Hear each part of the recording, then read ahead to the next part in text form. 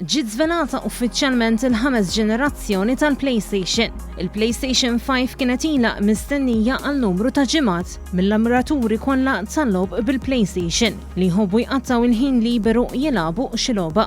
Tkellimna ma' sit ta' ħanut li bih il-logħob tal-PlayStation u l-PlayStations li qasam magħna uħud mill-affarijiet żvelati il-ħamis filgħaxija. Irġin żewġ tipi, ħerġa waħda diġitali, ma tkunx bid-diska ġifieri kollox fl-istorage tagħha, u ħerġa l-oħra bid-diska. Kif nafu aħna hawnhekk aħna li aktar hija popolari tad-diska.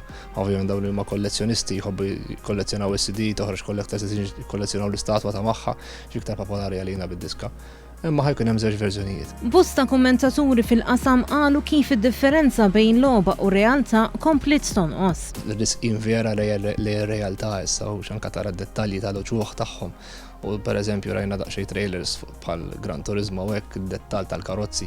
Isek risaq li realtà u isek qed taħdem film.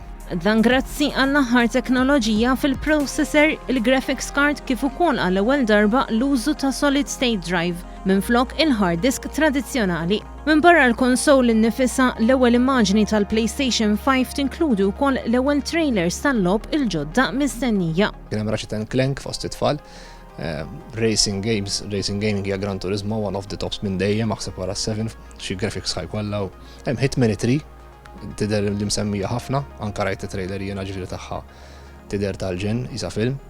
Horizon Zero Dawn it-2 ukoll mistennija ħafna. Dak huma fost anke fem Spider-Man, dawn huma fost ftit li rajna u li l-iktar li huma mistennijin. Il-PlayStation 5 hija mistennija li toħroġ għall-aħħar ta' din is-sena mal-festi tal-miliet.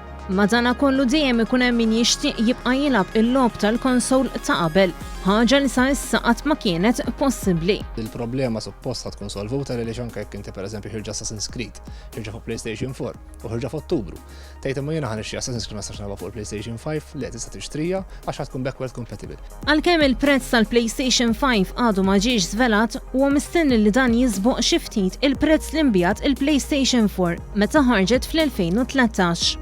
Huwa mistenni wkoll li l-konsol se tkun qed tiflaħ b'mod komdu logħob u streaming fil-kwalità 4K.